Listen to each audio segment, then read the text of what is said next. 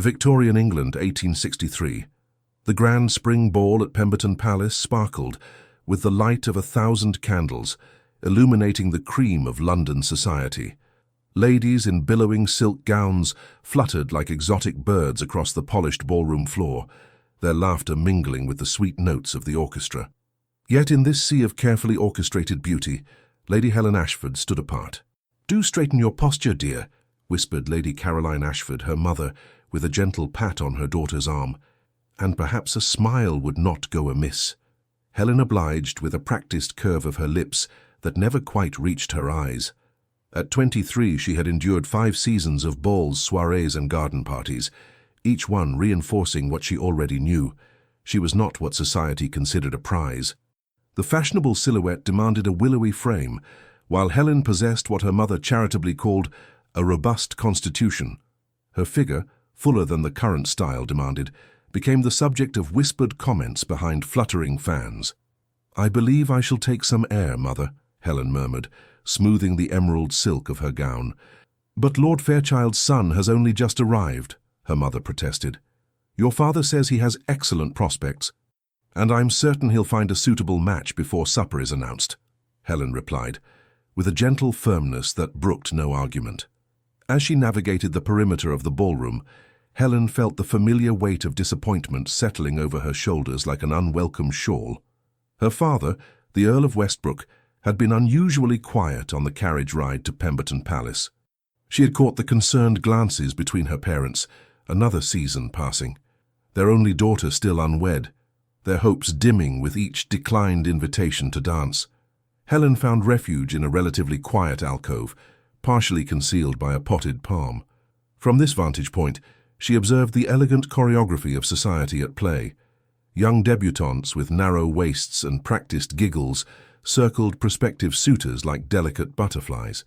Matrons with calculating eyes evaluated potential matches, measuring worth in acres and annual incomes. "You appear to be cataloguing the follies of mankind with remarkable attention to detail, Lady Helen." The deep voice startled her from her observations. She turned to find herself facing a tall figure dressed in impeccable evening attire. Even had he not spoken, Helen would have recognized Vincent Hastings, the Duke of Ashbourne.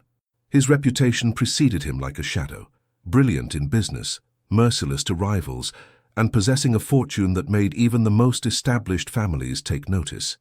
"Your Grace," Helen curtsied, hoping her surprise wasn't evident. "I was merely taking a moment's respite from the festivities." "A diplomatic answer," he remarked, his piercing grey eyes studying her with unexpected intensity. "Though I suspect you were contemplating how quickly you might escape without causing offence to your parents." Helen felt a flush rise to her cheeks. "You presume to know my thoughts remarkably well for someone with whom I've exchanged perhaps 10 words in all our previous encounters." A smile played at the corner of his mouth, not the practiced social smile she had seen him employ with others, but something more genuine. "Forgive me. I only meant to suggest that you seem as enthused about these proceedings as I typically am." The orchestra began the opening notes of a waltz, and couples moved toward the center of the ballroom. "One waltz with me, Lady Helen," the Duke said suddenly, "and you'll be my wife." Helen blinked, then let out a startled laugh. "My goodness, Your Grace, what a peculiar jest." "Is it?" His expression remained inscrutable, his hand extended toward her in invitation. "Surely you cannot be serious," Helen replied, glancing around to see if others were witnessing this strange exchange. "Perhaps I am. Perhaps I'm not," he answered, his eyes glinting with something she couldn't quite identify. "Does it matter? It's only a dance, after all." Something in his challenge awakened a spark of defiance in Helen.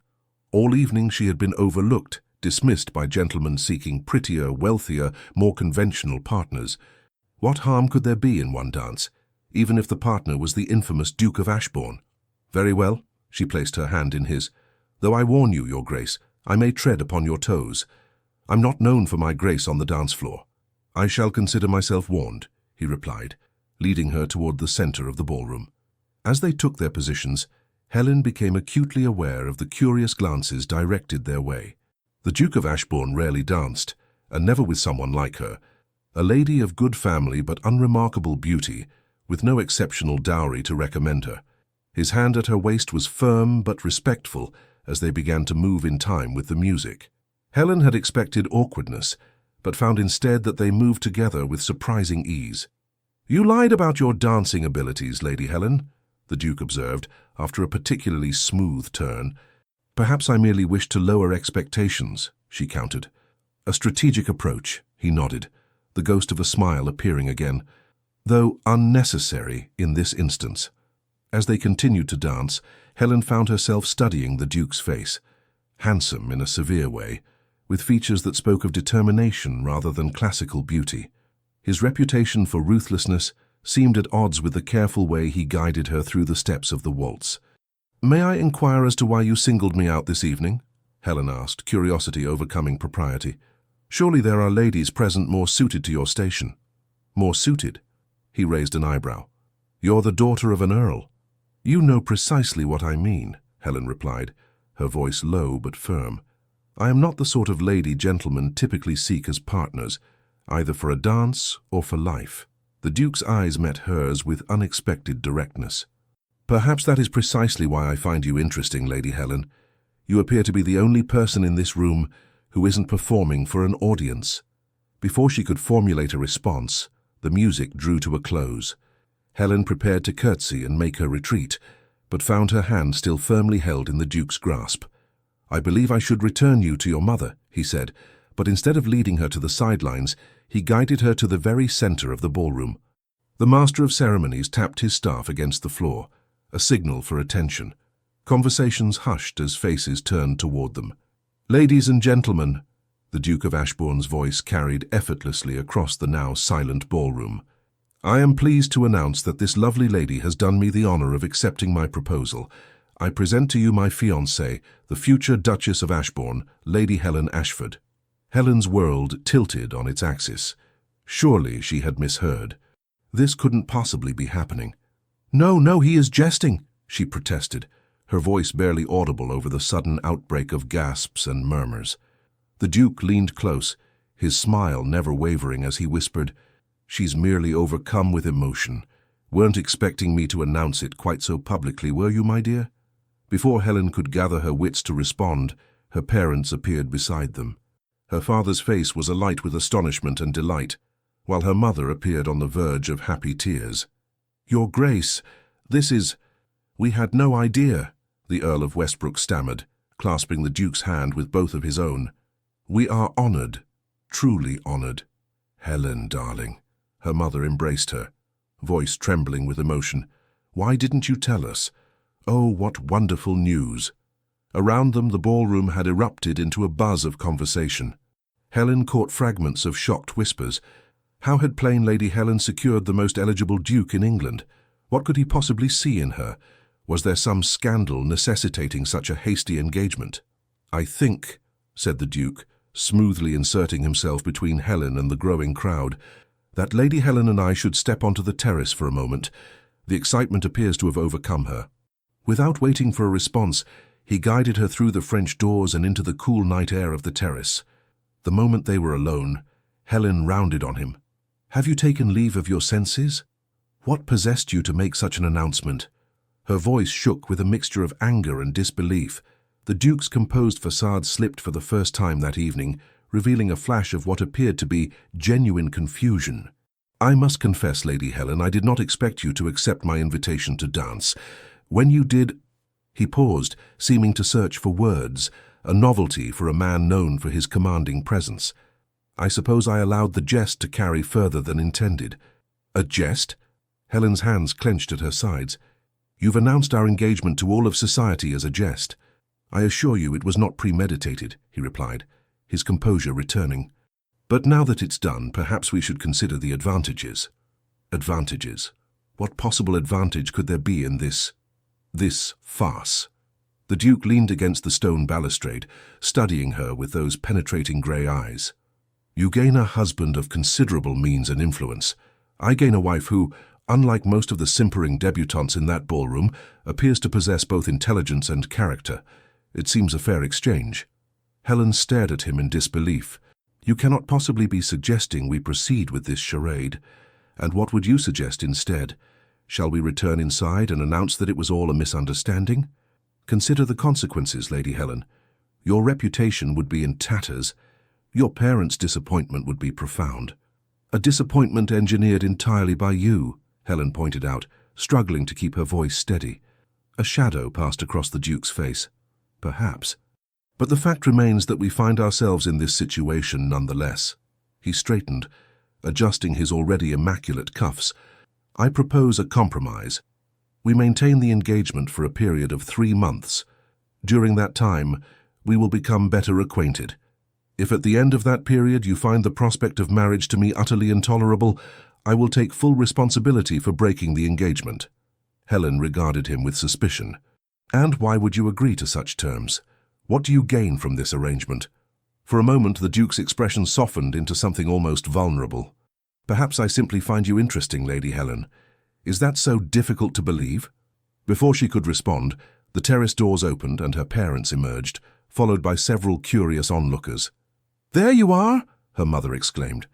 "Everyone is waiting to congratulate you both." The Duke offered his arm to Helen, his expression once again unreadable.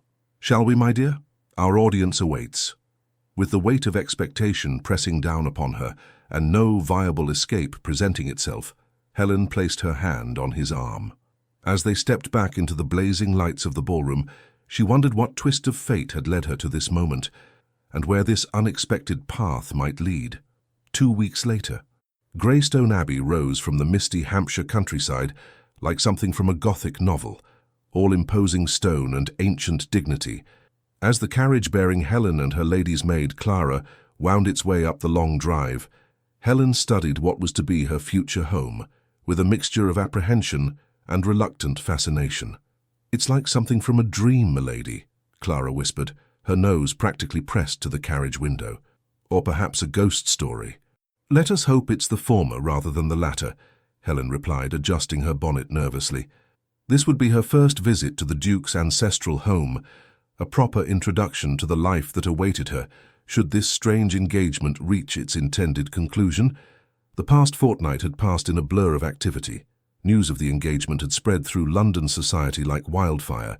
Helen had found herself transformed overnight from an overlooked wallflower to the subject of intense scrutiny and speculation. Ladies who had previously barely acknowledged her existence now called upon her mother daily, fishing for details of the courtship that had seemingly materialized from thin air. The Duke, meanwhile, had performed his role as devoted fiancé with surprising dedication. He had called upon her daily, bringing thoughtful gifts that displayed an unexpected understanding of her interests, rare books of poetry, botanical illustrations, even a small telescope after she had mentioned a childhood fascination with astronomy. Yet despite his attentions, Helen remained wary. She had caught glimpses of a different man behind the polished facade, moments of genuine wit, flashes of vulnerability quickly masked. But could she truly trust someone who had entangled her in this charade to begin with?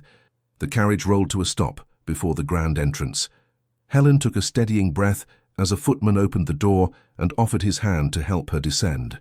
The Duke stood waiting at the top of the stone steps, dressed more casually than she had yet seen him in a well-tailored riding coat and buckskin breeches.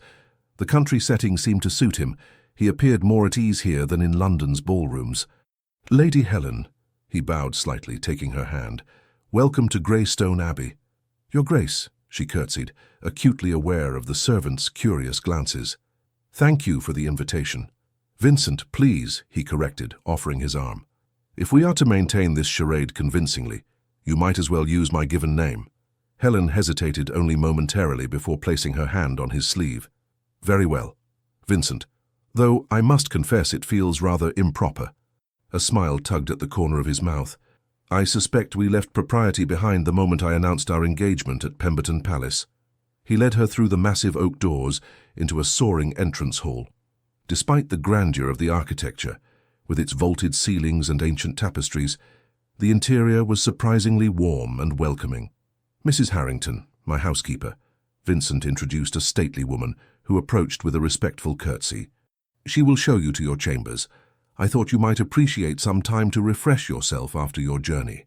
"That would be most welcome," Helen agreed, suddenly conscious of the dust from the road that clung to her traveling costume. "Excellent. Luncheon will be served at 1 o'clock in the morning room," Vincent said. Afterward, if you're amenable, I thought I might show you the grounds. As Helen followed Mrs. Harrington up the grand staircase, she couldn't help but wonder at the Duke's solicitousness. If this was merely a performance for the benefit of his staff, it was remarkably convincing. Her chambers proved to be a delightful suite overlooking the rose garden. Sunlight streamed through tall windows, illuminating the elegant but comfortable furnishings. Clara had already begun unpacking her trunks under the supervision of a young housemaid assigned to assist them. "His Grace had the rooms redecorated, my lady," Mrs. Harrington informed her with obvious pride. "The Duchess's suite has not been used since his mother's passing, but the Duke was most insistent that it be prepared for your arrival." Helen felt a pang of something indefinable at this information. "It's beautiful," she said sincerely. "Please convey my appreciation to His Grace." After Mrs. Harrington departed, Clara helped Helen change into a fresh day dress of lavender muslin. As her maid arranged her hair in a simpler style appropriate for the country, Helen found herself studying her reflection in the dressing-table mirror. "What am I doing here, Clara?" she asked softly. Clara met her gaze in the mirror. "If I may speak freely, milady." "Always." "I think you're giving yourself a chance." Clara secured a final pin in Helen's chignon. "Whether this peculiar arrangement leads to marriage or not, you're allowing yourself to be seen, truly seen, perhaps, for the first time." Helen considered this as she made her way downstairs for luncheon. The morning room proved to be another pleasant surprise. Less formal than she had expected, with comfortable furnishings and windows that opened onto a view of the kitchen gardens.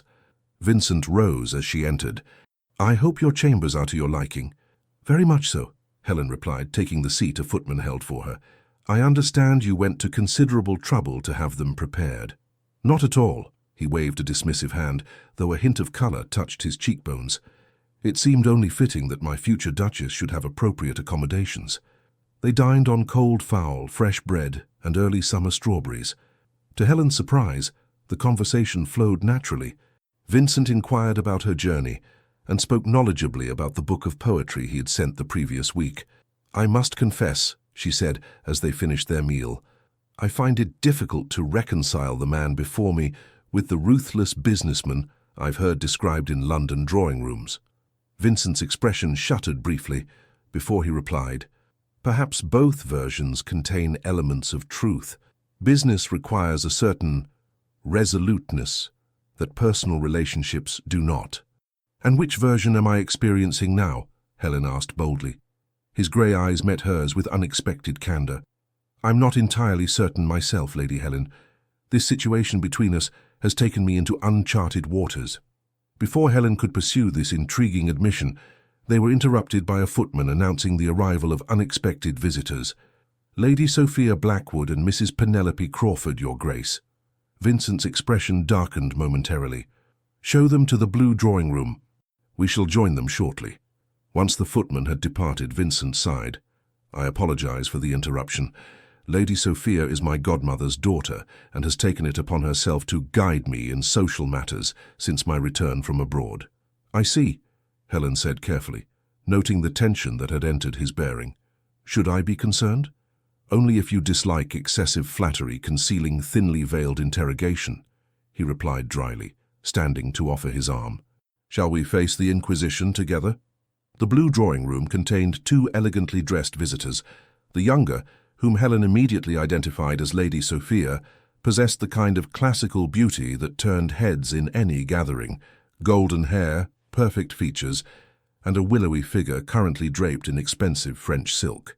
The older woman, presumably Mrs. Crawford, had the sharp-eyed look of someone who missed nothing. "Vincent, darling," Lady Sophia rose in a flutter of azure fabric, extending her hands. "We simply couldn't wait for a formal invitation to meet your bride-to-be." The slight pause before bride-to-be spoke volumes. Vincent took her hands briefly before stepping back. "Lady Sophia, Mrs. Crawford, may I present Lady Helen Ashford, daughter of the Earl of Westbrook?" Helen curtsied politely. "I'm pleased to make your acquaintance." "Lady Helen," Lady Sophia's smile didn't quite reach her eyes. "What a surprise your engagement has been to us all. Vincent has always been so particular about his associations." "A quality I continue to maintain," Vincent replied smoothly, guiding Helen to a settee and taking a seat beside her. Which is why I'm certain you'll understand that we had planned a quiet afternoon. Perhaps we might arrange for you to call another day." Mrs. Crawford gave a thin smile. "Now, Your Grace, we've travelled all this way. Surely you can spare a few moments to satisfy an old friend's curiosity." She turned her penetrating gaze to Helen. "The announcement was so sudden. One cannot help but wonder at the circumstances." "The circumstances are quite simple," Vincent replied before Helen could respond. "I met a woman of intelligence and character and decided she would make an excellent duchess." "How practical of you," Lady Sophia said with a tinkling laugh. "Though one usually expects a certain compatibility in such arrangements, shared connections, similar backgrounds." She gave Helen an assessing glance that took in every inch of her unfashionably curvaceous figure. "Common interests." Helen felt her cheeks warm, but Vincent's hand covered hers before she could respond. "I find that true compatibility often reveals itself in unexpected places," he said, his tone pleasant but firm. "Helen and I share a refreshing frankness that I value considerably more than shared connections in London ballrooms." Mrs. Crawford leaned forward, her eyes narrowing. "There are rumours, of course. Some suggest the hasty nature of the engagement might indicate particular circumstances." Helen stiffened at the implication, but Vincent's laugh cut through the tension. "If you're asking whether Lady Helen is with child, I can assure you that is not the case. Our engagement, while perhaps unexpected to society at large, is based solely on mutual regard." "How reassuring," Lady Sophia said, though her expression suggested she was anything but reassured. "Though one wonders why there was no proper courtship, no announcement in the papers until after that dramatic scene at Pemberton Palace." Helen found her voice at last. "His Grace and I preferred to keep our acquaintance private until we were certain of our feelings." The lie came more easily than she had expected. "The announcement at the ball was perhaps more exuberant than we had planned, but sincere nonetheless." Vincent's eyes flicked to her face, something like admiration flickering in their depths. "Well," Mrs. Crawford sniffed, clearly dissatisfied with this explanation, "I do hope you understand the responsibility of the position you're assuming, Lady Helen. The Duchess of Ashbourne must uphold certain standards. The management of estates like Greystone requires experience, connections, and, of course, appropriate bearing." "I have every confidence in Helen's abilities," Vincent said firmly. "Now, ladies, I'm afraid we must cut this visit short. We have matters to discuss regarding the wedding arrangements." After a flurry of insincere expressions of delight at making Helen's acquaintance and promises to call again soon, the visitors were finally ushered out. Vincent returned to the drawing-room to find Helen standing by the window, her posture rigid. "I apologize for that intrusion," he said quietly. "Lady Sophia has harbored certain expectations regarding her position in my life for some time." Helen turned to face him. She hoped to be Duchess. It wasn't a question, but Vincent nodded. "Her mother and my godmother have been orchestrating that outcome since we were children. I have never encouraged those hopes, but neither have I definitively extinguished them until now." "I see." Helen studied him thoughtfully. "That explains her hostility, but not yours. You seem to anticipate their visit with something like dread."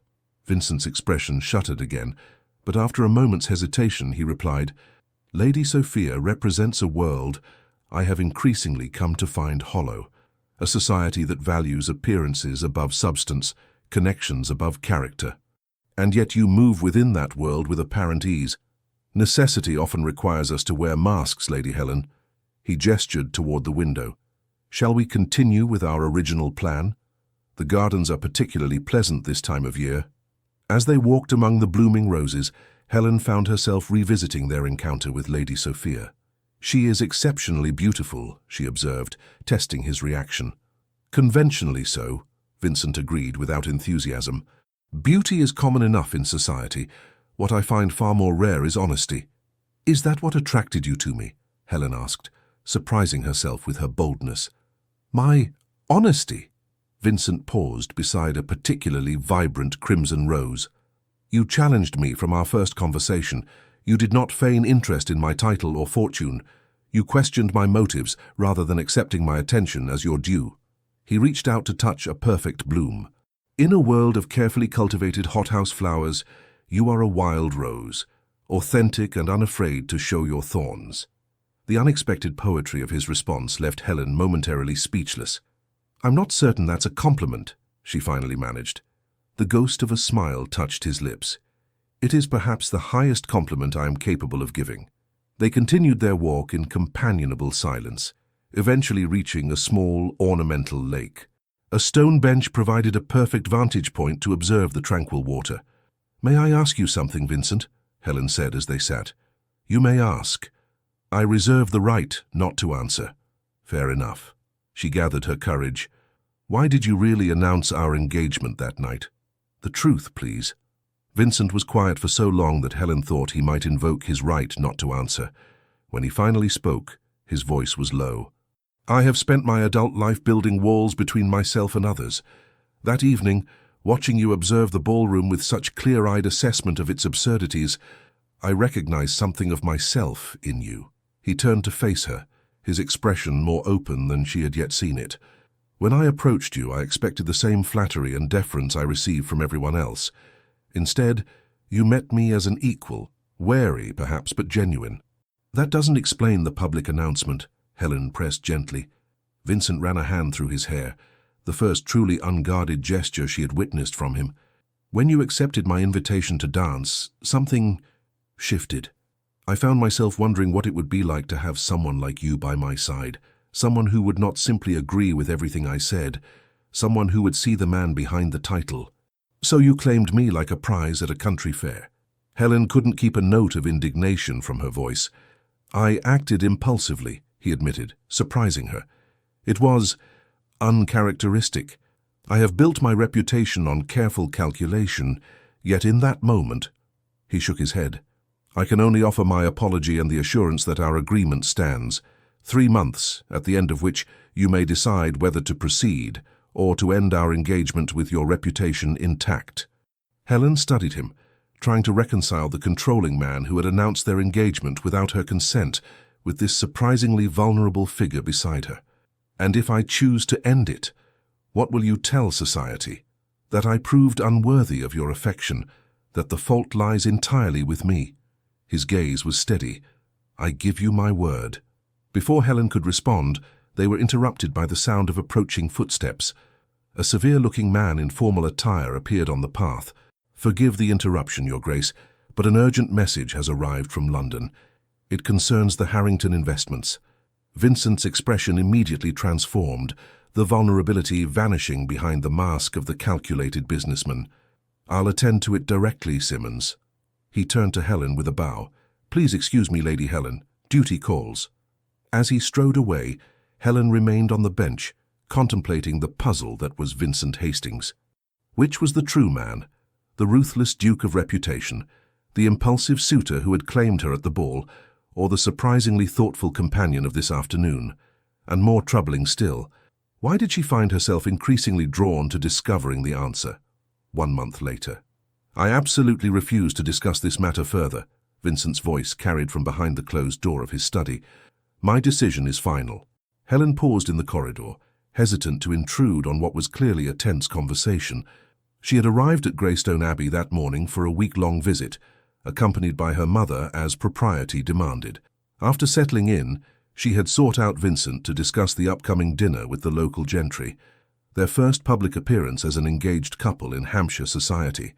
"You cannot be serious about this marriage," came another voice, female, cultured, and unmistakably Lady Sophia's. "Think of your position, your reputation." Helen knew she should withdraw, but found herself rooted to the spot. "My position and reputation are precisely why I make my own choices in this matter," Vincent replied, his tone cooling further. "I neither seek nor require your approval, Sophia. But she is all wrong for you.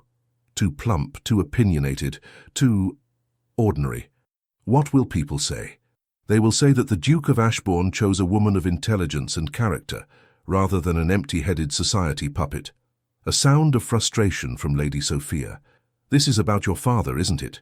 This ridiculous rebellion against everything he valued." "Enough!" Vincent's voice cracked like a whip. "My father's values brought nothing but misery to all who depended on him, including my mother. I'll thank you not to invoke his memory in my house." "Vincent, please." Lady Sophia's tone softened to a honeyed plea. We have known each other since childhood. Everyone has always expected that we would eventually— Your expectations are not my obligation, Vincent interrupted. Now, I believe this conversation is concluded. Helen hastily retreated several steps before the door opened. Lady Sophia emerged, her perfect features flushed with anger. She froze when she spotted Helen. "Eavesdropping, Lady Helen? How appropriate for a future duchess." Her voice dripped with disdain. Before Helen could respond, Vincent appeared behind Sophia. His expression shifted subtly when he saw Helen, the cold mask softening into something warmer. "Helen," he stepped forward, deliberately placing himself between the two women. "I wasn't aware you had arrived." "I trust your journey was pleasant." "Quite pleasant, thank you," Helen replied evenly, refusing to be provoked by Lady Sophia's accusation. "Mother and I have just settled in." "Splendid." "Lady Sophia was just leaving," Vincent said pointedly. Sophia's mouth tightened, but she managed a brittle smile. "Indeed I was. Do enjoy your rustic celebration with the local gentry." She directed a final barbed glance at Helen. "So fitting for your future duchess to practice with the minor nobility before attempting to manage London society." With that parting shot, she swept down the corridor, her expensive silk rustling with each angry step. Vincent waited until she had disappeared around the corner before turning to Helen with a sigh.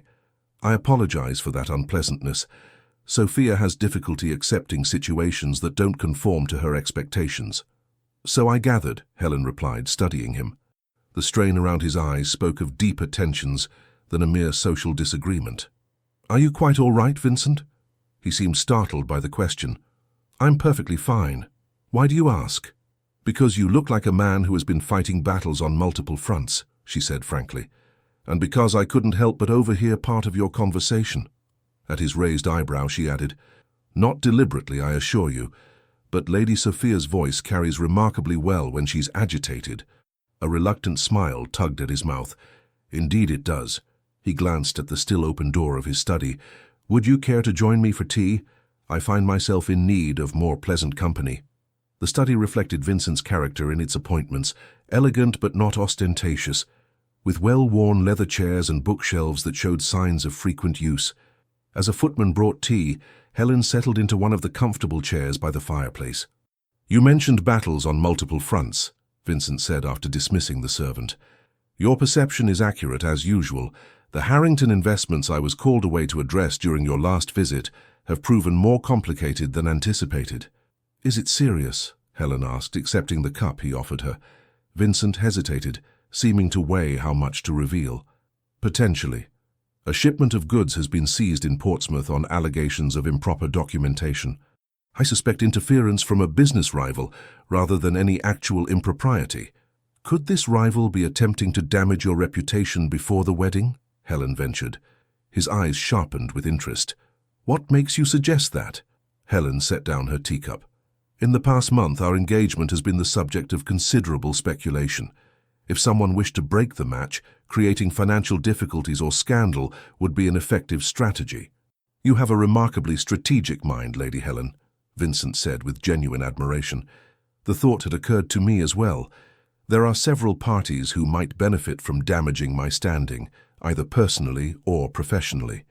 "Including Lady Sophia?" The question slipped out before Helen could consider its wisdom. Vincent's expression darkened. "Sophia is many things, but I don't believe she would sink to industrial sabotage. Her weapons are social, not financial." He paused, studying Helen thoughtfully. "You seem remarkably untroubled by her hostility toward you." Helen shrugged. "I have never been society's darling. Disapproval is not a new experience." She met his gaze steadily. "Though I will admit it is novel to be disliked for supposedly securing a match rather than for failing to do so." Her dry observation startled a genuine laugh from Vincent, a warm, rich sound she had rarely heard from him. "You continue to surprise me, Helen Ashford." "Good," she replied with unexpected boldness. "I should hate to become predictable." His grey eyes warmed. "I think there is little danger of that." The companionable moment was interrupted by a knock at the study door. Vincent's expression immediately composed itself into its usual reserved mask. "Enter," he called. Mrs. Harrington appeared with a curtsy. "Forgive the intrusion, Your Grace. But Lady Westbrook is asking for Lady Helen. Something about final fittings for new gowns. Helen sighed. Her mother had insisted on commissioning an entirely new wardrobe for her, appropriate for her future station as a duchess. The endless fittings had become a trial of patience.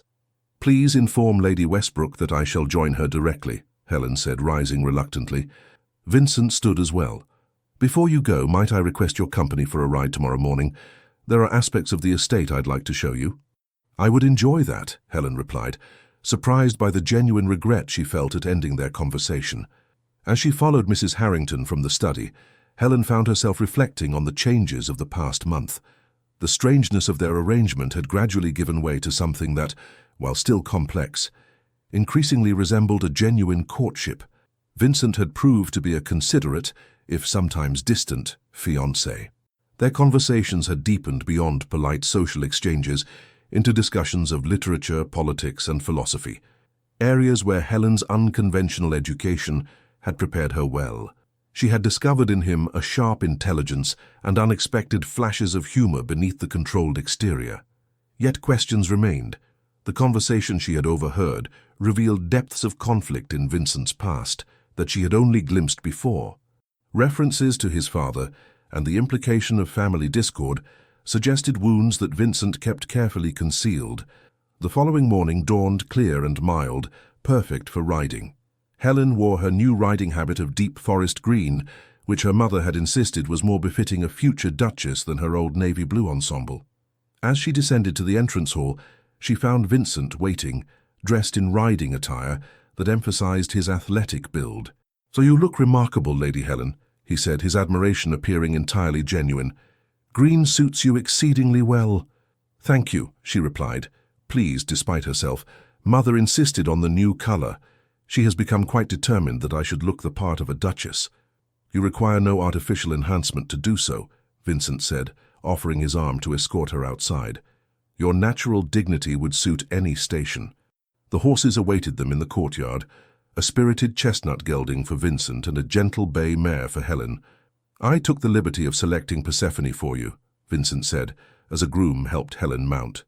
"She has a mild temperament, but enjoys a good gallop when given the opportunity." "Much like myself," Helen observed with a smile, settling into the side saddle. "Mild-mannered until provoked." Vincent's eyes crinkled with amusement as he swung up onto his own mount. An apt comparison. "Shall we?" They rode at a leisurely pace through the estate's extensive grounds. Vincent proved to be a knowledgeable guide, pointing out various features of the land and explaining innovations he had implemented in farming practices. "The previous method of crop rotation was woefully outdated," he explained as they passed a field where workers were busy with early summer planting. "By introducing new techniques and investing in proper drainage, we've increased yields by nearly 30%. Helen listened with genuine interest. "Your tenants must appreciate such improvements. Many landowners resist change, even when it would benefit everyone involved." Vincent's expression grew thoughtful. "My father was one such landowner. He believed that tradition should be maintained at all costs, regardless of its effectiveness." He guided his horse around a fallen branch. "When I inherited, many of the estate villages were in deplorable condition. Implementing changes has not always been easy. People resist disruption to familiar patterns, even harmful ones, but the results speak for themselves." "You care about their welfare," Helen observed. "That contradicts your reputation in London." Vincent's lips quirked in a humorless smile. "The ruthless Duke makes shrewd business decisions that increase his already substantial fortune. That is what society sees and reports. They rarely look beyond the surface to question how those profits are employed." They crested a small hill, and Vincent reined in his mount. Below them spread a neat village of stone cottages surrounding a small green. A new schoolhouse stood at one end, its slate roof gleaming in the morning sun. "Ashbourne Village," Vincent explained. "We've rebuilt most of the cottages over the past 5 years, adding proper ventilation and sanitation. The schoolhouse was completed last autumn. All children of the estate receive education until the age of 12, regardless of their parents' station." Helen studied him with new understanding. "This is where your shipping profits go." He nodded, a hint of vulnerability crossing his features before being carefully masked. "My mother," suffered greatly from my father's indifference to the welfare of those dependent on him. I swore that when the estate came into my hands, things would be different. The personal admission hung between them, significant in its rarity. Helen sensed there was much more to the story, but knew better than to press. "It's admirable work," she said simply. "Would you show me the village more closely? I should like to see the schoolhouse in particular." Relief flickered across Vincent's face at her acceptance without further questioning. Of course. Their arrival in the village caused a stir. Workers tipped their caps respectfully to the Duke, while women curtsied and children stared with wide eyes. To Helen's surprise, Vincent greeted many by name, inquiring after family members and stopping to discuss specific concerns with several of the older men. The schoolmaster, a young man with intelligent eyes and an earnest demeanor, showed them around the schoolhouse with evident pride. "We have 43 pupils at present, Your Grace, Lady Helen," he explained. "The additional slates you authorized have made a significant difference in our mathematics instruction." "Excellent," Vincent nodded. "And the library books I ordered from London?" "Arrived last week, sir. The children are particularly fond of the illustrated natural history volumes." As they took their leave, Helen noticed a small girl hovering nearby, clutching something in her hands and looking uncertain. "Hello there," Helen said gently, dropping to the child's level despite the constraints of her riding habit. "What's your name?" "Lily, milady," the girl answered shyly. "Lily Cooper. That's a lovely name," Helen smiled. "Do you attend school here?" The girl nodded, then thrust forward what she was holding, a small posy of wildflowers. "These are for you, milady. Dar says you're to be the new Duchess, and will look after us like His Grace does." Touched, Helen accepted the simple bouquet. "Thank you, Lily. That's very kind of you." Vincent, who had been speaking with the schoolmaster, turned at this exchange. Something in his expression softened as he observed Helen with the child. "Miss Cooper gives you high praise indeed," he said, as they remounted their horses to continue their ride. "Her father is one of my most trusted tenant farmers." Helen twirled the small bouquet between her fingers. "The entire village seems to hold you in high esteem. It's quite at odds with how you're perceived in London." "London sees what I choose to show it," Vincent replied. "I find it simpler to keep certain aspects of my life separate from society's prying eyes." "Including your charitable works?" "Especially those," he confirmed. "Genuine good is best done quietly, without expectation of praise or advantage." They rode in contemplative silence until they reached a small hill crowned by an ancient oak tree. Vincent suggested they dismount and rest the horses before returning to the house. Spread beneath the tree's sprawling canopy was a blanket and a picnic hamper, clearly arranged in advance. "You planned this," Helen said, pleasantly surprised. "Guilty as charged," Vincent admitted, helping her dismount. "I thought you might appreciate refreshment after our ride." The simple meal of cold chicken, fresh bread, and early strawberries tasted extraordinarily good in the open air. Helen found herself relaxing in a way she rarely did in formal settings, leaning back against the trunk of the great oak and admiring the view of Greystone Abbey in the distance. "It truly is beautiful here," she mused. "So different from London." Vincent, sitting beside her, followed her gaze. "I've always found more peace here than anywhere else. London is a necessary evil for business, but this," he gestured to the rolling countryside, "this is home." "You speak of London society with such disdain," Helen observed, "yet you move within it with apparent ease." Vincent was quiet for a moment, idly turning a strawberry between his fingers. "We all wear masks, Lady Helen. Some of us simply become more adept at it than others. And which is the mask? The ruthless Duke of London or the compassionate landlord of Hampshire?" His grey eyes met hers with unexpected directness. "Perhaps both are aspects of the same man, neither wholly false nor completely true." The honesty of his answer stirred something in Helen. "I believe I prefer the Hampshire version, though I suspect both are necessary in their proper contexts." "And what of you?" Vincent asked, his voice softening. "What masks do you wear, Lady Helen Ashford?" The question caught her off guard. I'm not certain I understand. Don't you?" His gaze was gentle but perceptive. The dutiful daughter who endures London seasons, despite knowing she doesn't fit society's mold. The accomplished, educated woman who pretends to care about embroidery and gossip to please her mother. The fiancé who agreed to maintain our charade out of concern for her family's feelings rather than her own desires. Helen felt unexpectedly exposed, as though he had seen through carefully constructed defenses she hadn't even realized she maintained. "You see a great deal," she said quietly. "I recognize familiar patterns," Vincent replied. "We are not so very different, you and I." A gentle breeze stirred the leaves above them, creating a dappled pattern of sunlight and shadow across the blanket. In this peaceful moment, removed from the constraints and expectations of society, Helen found herself studying Vincent with new eyes. The severe lines of his face had softened, and she could see both the man he was and the boy he might once have been, before life had taught him to guard himself so carefully. "The 3-month agreement," she said suddenly. "Does it still stand?" Vincent stiffened slightly. "Of course, I gave my word."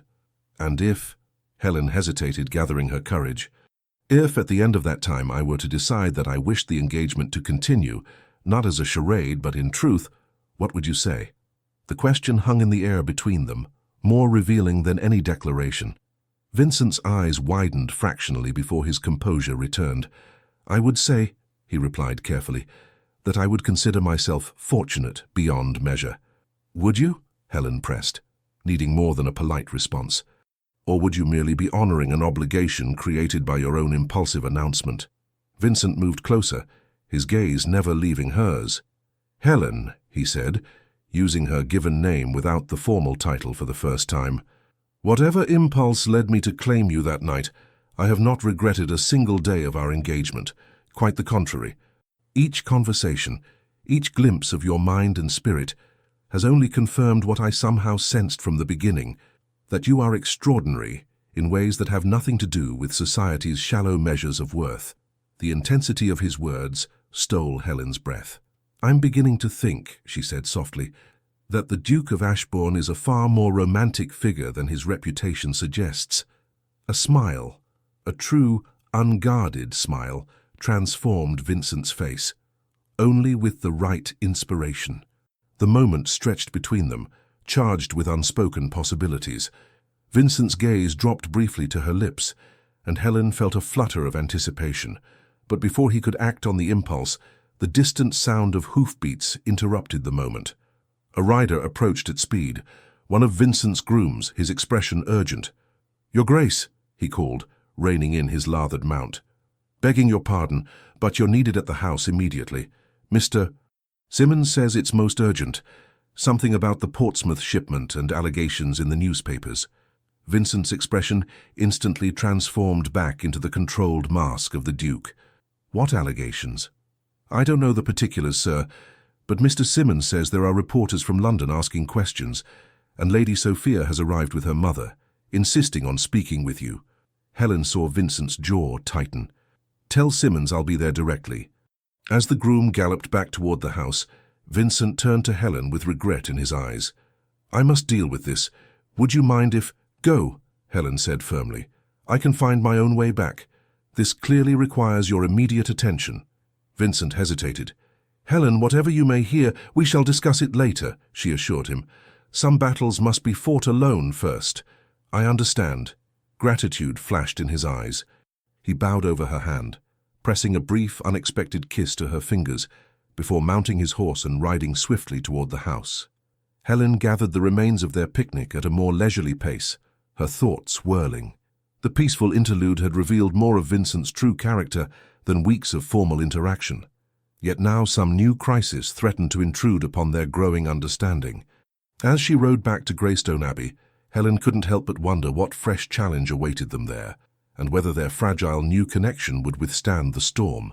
The scene that greeted Helen upon her return to Greystone Abbey was one of barely contained chaos. Servants hurried through the halls with worried expressions, and raised voices could be heard from Vincent's study. Her mother intercepted her in the entrance hall, her normally composed features pinched with concern. "Helen, there you are. What is happening? The house is in absolute uproar, and Lady Sophia arrived in a state of high agitation, saying something about a scandal in the newspapers." "I know as little as you do, Mother," Helen replied, handing her riding crop and gloves to a waiting footman. "Vincent was called away urgently, but he didn't have time to explain the details." Lady Westbrook lowered her voice. "There are reporters from London newspapers in the village. asking most impertinent questions about the Duke's business dealings and, she glanced around before continuing, and the nature of your engagement. Helen felt a cold knot form in her stomach. I see. Where is Vincent now? In his study with Mr. Simmons and some other gentlemen. Lady Sophia and her mother, Lady Catherine, are waiting in the blue drawing-room. They've been asking to speak with you. Helen straightened her shoulders. Then I shall oblige them. But first I need to change from my riding clothes. In her chambers, Clara helped her change swiftly into a day dress of deep blue silk, one of her new gowns, chosen specifically because the colour lent her a certain dignity. There's all manner of gossip below stairs, milady, Clara reported, as she fastened the tiny buttons at Helen's back. Something about smuggled goods and accusations in the papers, and that Lady Sophia arrived saying she knew this would happen, and that it's all connected to the engagement. Did she indeed? Helen's voice was calm, though her mind raced. How interesting. Miss Daniels, Lady Sophia's maid, is telling anyone who'll listen that her ladyship always expected the Duke would come to his senses and make a proper match once this temporary infatuation passed. Clara's indignation on Helen's behalf was evident in every syllable. I see. Helen studied her reflection as Clara arranged her hair. The woman who gazed back at her looked composed and dignified, every inch a future duchess. I believe it's time I had a frank conversation with Lady Sophia. The blue drawing-room contained Lady Sophia and an older woman who could only be her mother, Lady Catherine Blackwood. Both women rose as Helen entered, their expressions a study in barely concealed satisfaction. Lady Helen, Lady Catherine inclined her head with minimal courtesy. How good of you to join us. I trust you are aware of the situation. I understand there is some concern regarding newspaper reports, Helen replied evenly, though I have not yet had the opportunity to learn the specifics. Allow me to enlighten you, Lady Sophia said with false sweetness. The London papers are reporting that Vincent's shipping company has been caught smuggling luxury goods to avoid import duties. The Portsmouth authorities have seized a shipment worth thousands of pounds, and there are suggestions that this practice has been ongoing for some time. Lady Catherine made a sound of distress. The Ashbourne name has never before been tainted by scandal. In my late husband's time as the Duke's guardian, such a thing would have been unthinkable. I find it equally unthinkable now, Helen said firmly. Vincent runs his business affairs with absolute integrity. Lady Sophia gave a delicate laugh. Your loyalty is touching, if misplaced. But you must understand, Lady Helen, that this situation changes everything. The scandal will be devastating unless managed properly. And you believe yourselves qualified to manage it? Helen asked, arching an eyebrow. We have been connected to the Ashbourne family for generations, Lady Catherine said stiffly. My husband was the late Duke's closest friend and Vincent's godfather. We understand what is at stake. Which is why, Lady Sophia added, leaning forward earnestly, we believe the most prudent course of action would be to announce the dissolution of your engagement immediately. Helen maintained her composure with effort.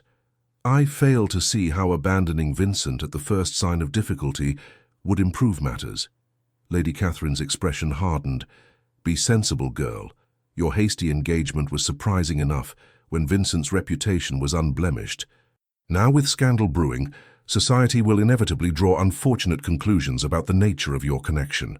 They will assume, Lady Sophia spelled out bluntly, that Vincent was entrapped into offering for you, perhaps through some impropriety, and that this business scandal is merely the first indication of his judgment being compromised. Or, Helen countered, they might conclude that in times of trouble true character reveals itself, both in those who stand firm and those who seek advantage from others' misfortunes. Lady Sophia flushed. You mistake our intentions. We care deeply for Vincent's welfare. So deeply that you arrived with remarkable speed to suggest I abandon him at the first hint of trouble. Helen shook her head. Forgive me if I find your concern somewhat calculated. The door opened before either woman could respond, and Vincent entered the room. His face was grave, the strain of the past hours evident in the tightness around his eyes, but his bearing remained proudly erect. Ladies, he acknowledged them with a slight bow. I apologize for keeping you waiting. Lady Catherine rose immediately. Vincent, my dear boy, we came as soon as we heard. This dreadful business is being addressed, Vincent finished firmly. The allegations are false, as I will shortly prove. Of course they are, Lady Sophia said soothingly, moving to his side and placing a hand on his arm. But the damage to your reputation in the meantime. We've been discussing with Lady Helen the wisdom of postponing the wedding until this matter is resolved. Vincent's gaze shifted to Helen, a question in his eyes. Actually, Helen said calmly, Lady Sophia was suggesting that breaking the engagement entirely would be the most prudent course. I was explaining why I disagree. Vincent gently but firmly removed Lady Sophia's hand from his arm. I see. His voice was cool. I appreciate your concern, but my personal affairs are not open for committee discussion. Vincent, Lady Catherine protested, you must think of the Ashbourne name, of your position in society. No scandal of this nature will be addressed directly and decisively, Vincent interrupted. The facts will speak for themselves once they are brought to light. He moved to stand beside Helen. As for my engagement, it stands. Indeed, Lady Helen and I were discussing this very morning the possibility of moving the wedding date forward rather than postponing it. Helen managed to hide her surprise at this unexpected declaration.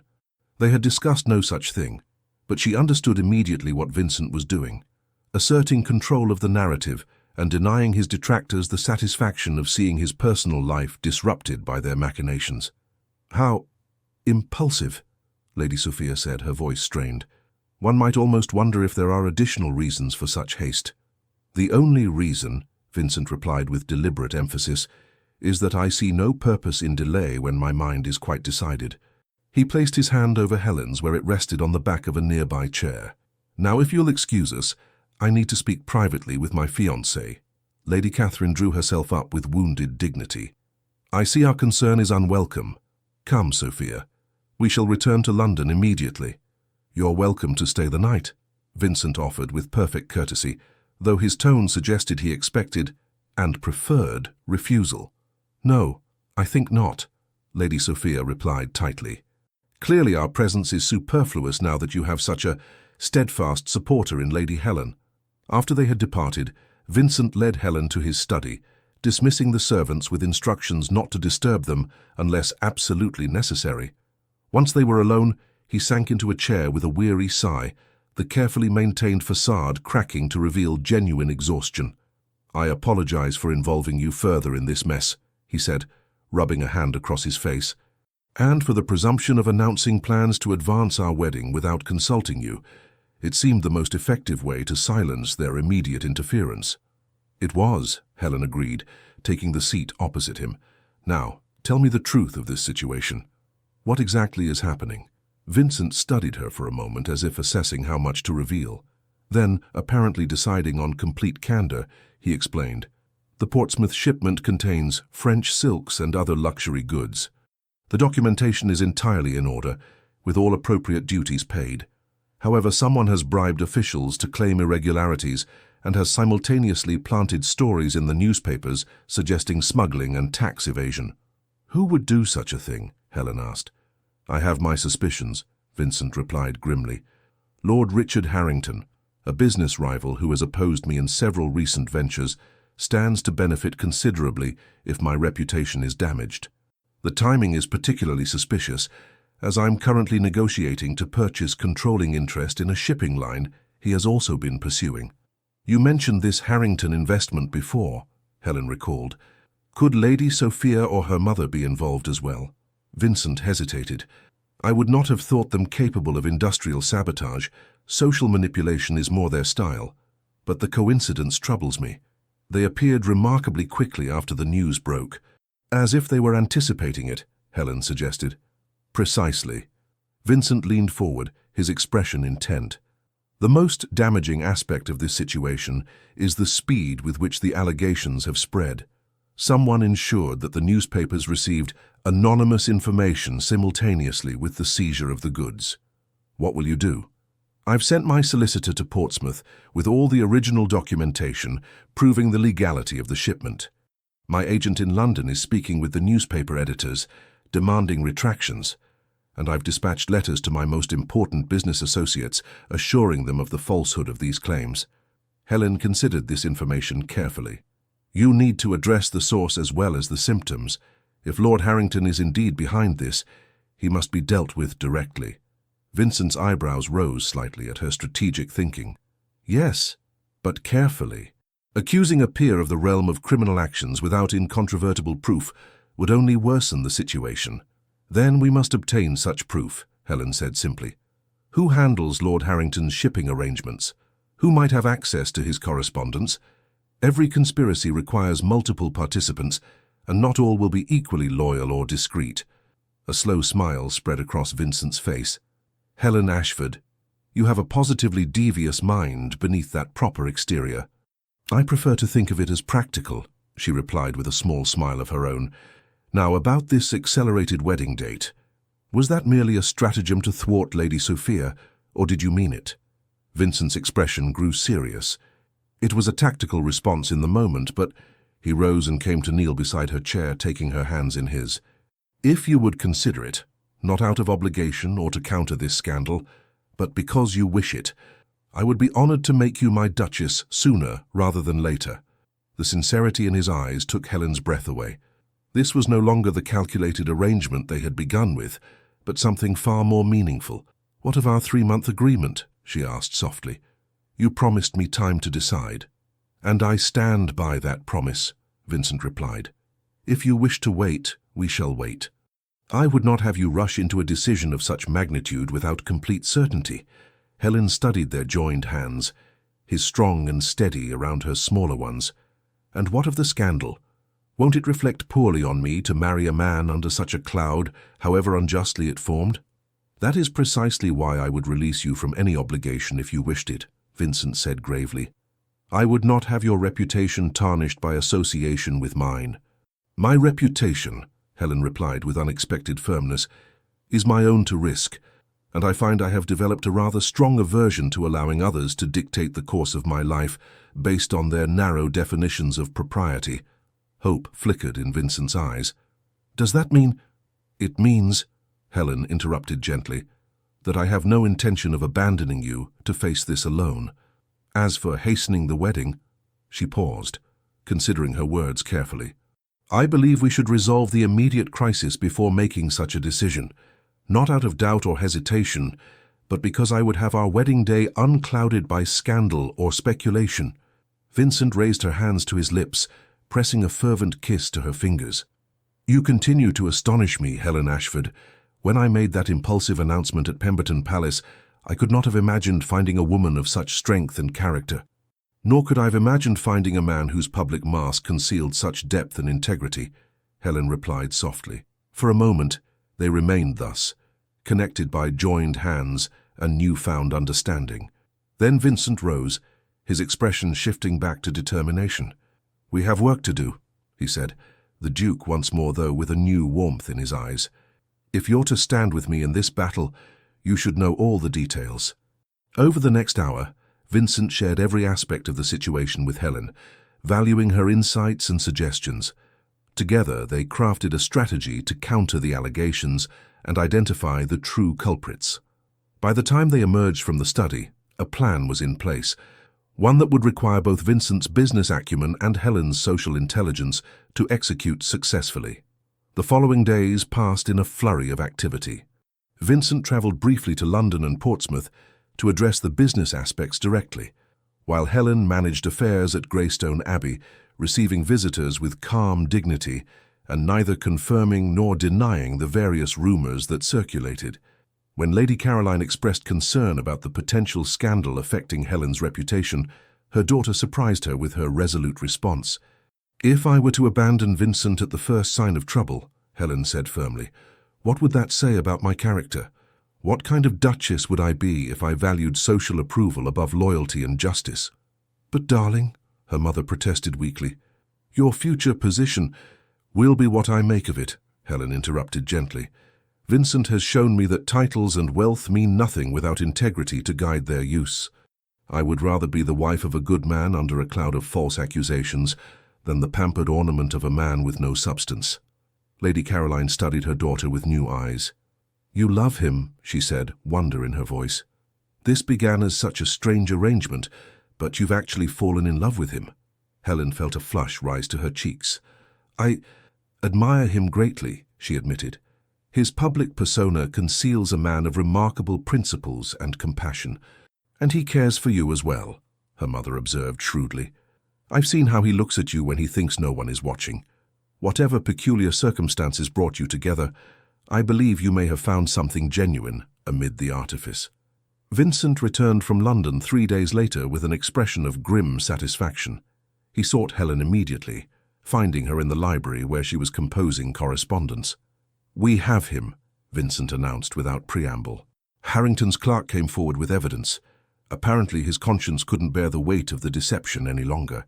Helen set aside her pen, relief washing over her. What exactly did he reveal? Letters in Harrington's hand, instructing the bribery of customs officials and the placement of false stories in the newspapers. But more interestingly, Vincent's expression darkened.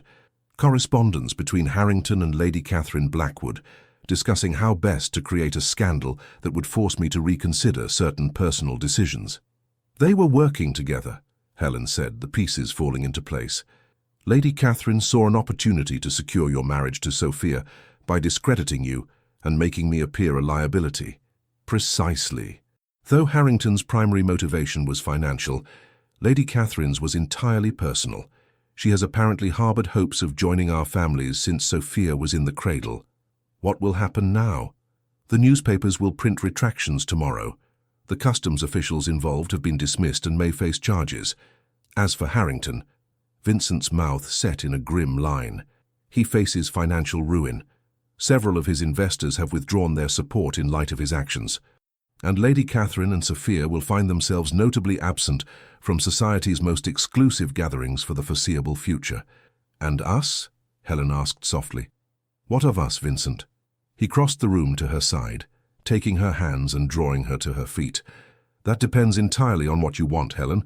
Our 3-month agreement still stands if you wish it. Or, she prompted when he hesitated, or you could agree to marry me in truth, not as part of a charade or arrangement, but because, against all expectations, we have found in each other something genuine and valuable.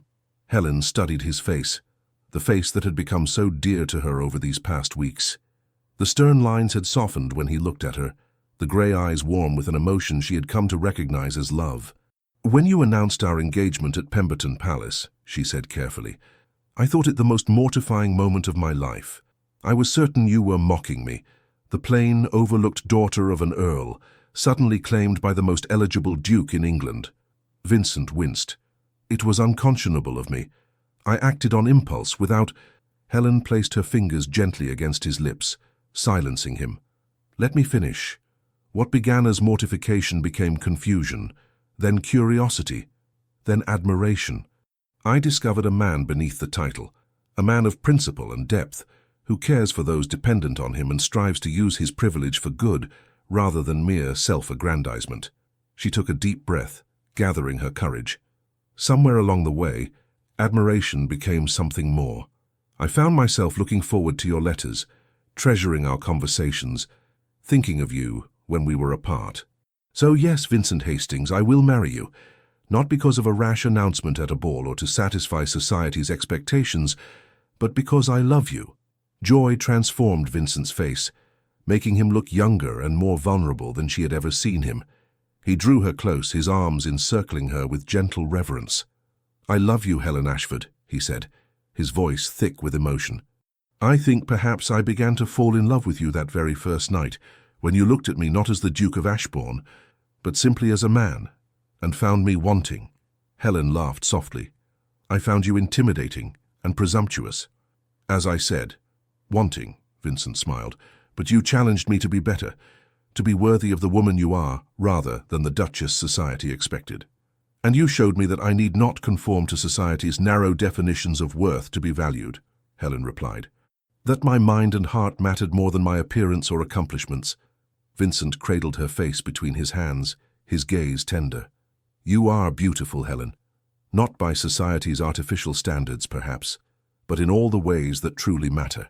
Your kindness to that child in the village, your strategic thinking in the face of crisis, your loyalty when it would have been easier to abandon me, these are the qualities of true beauty.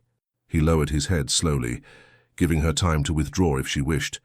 But Helen raised her face to his, and their lips met in a first kiss that held both tenderness and promise. When they finally parted, Vincent rested his forehead against hers. "I believe we have scandalized the servants quite thoroughly," he murmured, a smile in his voice. "Good practice for scandalizing society, I suppose," Helen replied with newfound boldness. "After all, they still won't understand what the Duke of Ashbourne sees in plain Lady Helen Ashford." Vincent's arms tightened around her. "Then we shall simply have to show them, my love, day by day, year by year, until even the most obtuse observer recognizes what I already know, that you are the most remarkable woman in England, and I the most fortunate of men to have won your heart." 6 months later. The grand winter ball at Pemberton Palace sparkled with the light of 1,000 candles, just as it had on that fateful spring evening when a dance had changed 2 lives forever. But this time, Helen entered the ballroom not as an overlooked wallflower, but as Her Grace the Duchess of Ashbourne on the arm of her husband. She felt the weight of curious glances, heard the whispers behind fans and gloved hands. Despite the vindication of Vincent's business affairs and their apparently happy marriage, society still wondered at the match, the severe Duke and his unconventional Duchess. Lady Sophia stood across the room, her beauty as striking as ever, but her expression sour as she watched them. Beside her, her mother maintained a rigid dignity, though both women had lost considerable social standing when their plot with Lord Harrington had been exposed. "She still resents me," Helen observed quietly to Vincent. "And will likely continue to do so indefinitely," he replied, unconcerned. "Though her prospects have improved recently, I hear Lord Fairchild's son has begun to pay her marked attention." "The same Lord Fairchild's son my mother once hoped would notice me," Helen noted with ironic amusement. "Life takes unexpected turns, does it not?" Vincent's hand covered hers where it rested on his arm, his touch warm and reassuring. "The best turns are the ones we never see coming." The orchestra began the opening notes of a waltz, the same waltz they had danced to all those months ago. Vincent turned to Helen with a formal bow, though his eyes danced with private mischief. "One waltz with me, Duchess," he said with deliberate echo of that first night, "and you'll be my wife." Helen laughed, the sound bright and unrestrained. "I believe that particular bargain has already been fulfilled, Your Grace." "So it has," Vincent agreed, leading her onto the dance floor, "though I find myself wishing to renew it daily for the rest of our lives." As they moved in perfect harmony across the ballroom, Helen reflected on the journey that had brought them to this moment. From a jest that wasn't truly a jest, through misunderstanding and revelation, to a love neither had expected to find, each step had been necessary, each challenge overcome had strengthened the bond between them. "What are you thinking, my love?" Vincent asked softly as he guided her through a turn. Helen smiled up at him, no longer the uncertain woman who had once feared she would never find acceptance. "I'm thinking that some games, when played with the right partner, can lead to the most unexpected victories." Vincent's eyes warmed with understanding and love, and some declarations, even when made impulsively, can reveal truths we hadn't yet acknowledged to ourselves. As they continued their dance, observed by all of society, Helen felt none of the self-consciousness that had plagued her throughout previous seasons.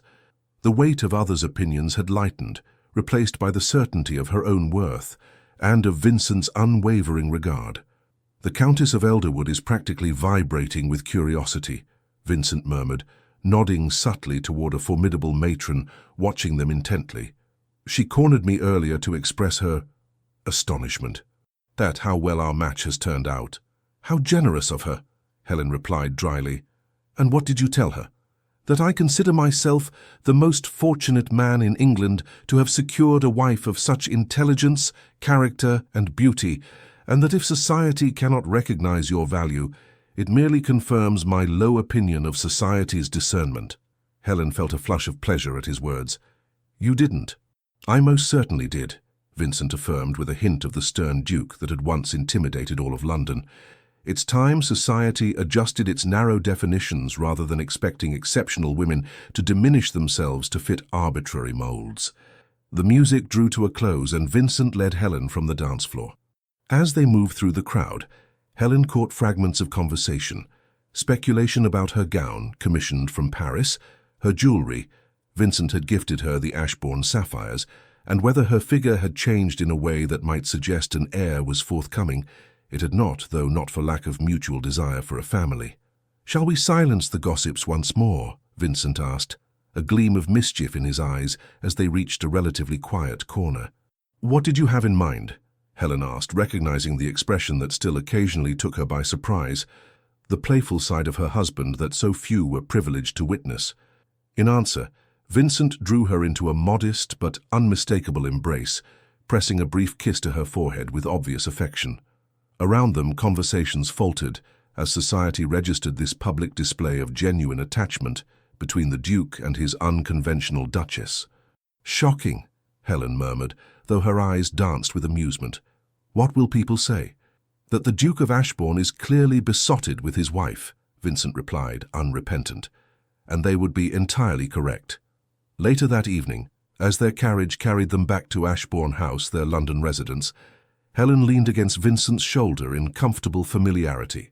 "I received a letter from Clara today," she said, referring to her former lady's maid who had recently married the schoolmaster from the village near Greystone Abbey. "The new addition to the schoolhouse is nearly complete. The children are thrilled with the prospect of a proper library room." "Excellent," Vincent nodded with satisfaction. "And the clinic in the village. Dr. Bennet reports that the new medicines have arrived from London. He believes the fever that troubled the Harper family's youngest child has finally broken." Vincent covered her hand with his, their fingers intertwining with practiced ease. "You've transformed Ashbourne Village in just 6 months. The tenants speak of you with such admiration." "I've merely built upon the foundation you established," Helen demurred, "though I must admit I find the work deeply satisfying, far more so than planning elaborate dinner parties or making social calls." "Yet you manage those duties with remarkable grace as well," Vincent observed. "The diplomatic way you handled the ambassador's wife last week was nothing short of masterful." Helen smiled at the memory. "She reminded me of Lady Sophia, all polished exterior concealing a rather barbed interior. Once you learn to recognize the type, they become easier to manage." The carriage turned onto the quiet street where Ashbourne House stood, its windows glowing with welcoming light. As they approached, Helen reflected on how completely her life had changed since that spring evening, when a simple waltz had altered her destiny. "Happy?" Vincent asked softly, studying her contemplative expression. "Immensely," she replied without hesitation. "Though sometimes I still find myself marveling at the strange path that brought us here. If you hadn't approached me that night, if I hadn't accepted your invitation to dance, if I hadn't made that impulsive announcement," Vincent added, a shadow of old regret crossing his features. Helen turned to face him fully. "I've never asked you directly what made you do it. What possessed you to announce our engagement before all of society when we had barely exchanged more than a dance?" Vincent was quiet for a moment, seeming to search for the right words. "There was a moment during our waltz," he finally said, "when you looked at me, not with the deference or calculation I was accustomed to, but with clear-eyed assessment. You saw me, Helen. Not the title, not the fortune, but the man beneath. And in that moment I realized how rare that was, how precious." His hand tightened around hers. "The announcement was impulsive, yes, but the impulse came from a recognition, perhaps not fully conscious even to myself, that I had found something unique and valuable that I was unwilling to relinquish." "Even though you barely knew me?" Helen asked, touched by his explanation but still wondering at the risk he had taken. "Even then," Vincent confirmed, "though I will admit I had no idea how completely my initial impression would be confirmed and exceeded as I came to know you truly." The carriage came to a stop before their home. Vincent helped Helen descend, but paused before they ascended the steps to the front door. "In business," he said thoughtfully, "I've often trusted my instincts. Those immediate impressions that arise before conscious thought has time to analyze, they've rarely led me astray." His eyes, warm in the light spilling from the house, met hers. "And with you it was the same, an instinctive recognition that defied logical explanation but proved profoundly true." Helen smiled, reaching up to touch his cheek tenderly. "Then I'm grateful for your impulsiveness, Your Grace. It led to the happiest of outcomes, despite our rather unconventional beginning." "And you, my love?" Vincent asked as they climbed the steps together. "What made you stay when you could have cried off, claimed a misunderstanding, escaped the charade?" Helen considered this as they entered the warmth of their home. Curiosity at first, she admitted, as a footman took their outer garments. Then pride. I refused to be intimidated by Lady Sophia and her ilk. But then, she paused, searching for words to express the gradual transformation of her feelings. Then I began to see glimpses of the man behind the Duke, the way you knew the names of every tenant child, the books you chose as gifts, showing you'd actually listened to my interests rather than assuming what a lady should prefer, the respect with which you treated those in your employ. They ascended the grand staircase together, retiring to the private sitting room that connected their respective chambers, though in truth they rarely slept apart. By the time the scandal erupted, Helen continued as Vincent poured them each a small glass of sherry, I found I could no more abandon you than I could stop breathing, not out of obligation or propriety, but because my heart was already yours, though I scarcely recognized it myself. Vincent handed her a glass, his expression tender. We are quite the pair, aren't we? Both of us discovering our true feelings almost by accident, through a charade that became more genuine than either of us anticipated. Perhaps not so accidental, Helen mused, sipping her sherry thoughtfully. Perhaps some part of you recognized what you truly wanted that night at Pemberton Palace, and perhaps some part of me recognized it too when I accepted your invitation to dance despite all my reservations. Vincent set aside his glass and drew her into his arms. Whatever forces brought us together, impulse, fate, or hidden wisdom, we didn't recognize at the time. I thank heaven for them daily. As do I, Helen whispered, rising on tiptoes to meet his kiss. Later, as they lay in the peaceful darkness of their bedchamber, Vincent's arm curved protectively around her waist. Helen reflected on their extraordinary journey. From a reluctant charade to the deepest truth of her life, the love that had transformed her, from an overlooked wallflower to a woman who knew her own worth, independent of society's narrow judgments. Vincent, she murmured, uncertain if he had already drifted to sleep. Yes, my love. His voice was drowsy but attentive. Do you ever wonder what might have happened if you hadn't made that announcement? If we had simply danced and parted, returning to our separate lives? He was quiet for a moment, his hand drawing gentle circles on her arm. I suspect, he finally said, that I would have found some other way to pursue you. The announcement merely accelerated what I believe was inevitable. Inevitable? Helen smiled in the darkness. That seems rather confident, Your Grace. Not confidence, Vincent corrected softly. Faith. Some connections are too profound to be denied, regardless of the circumstances of their beginning. His arms tightened around her. Whether it took one dance or 100, I believe we would have found our way to each other. Helen nestled closer, her heart full.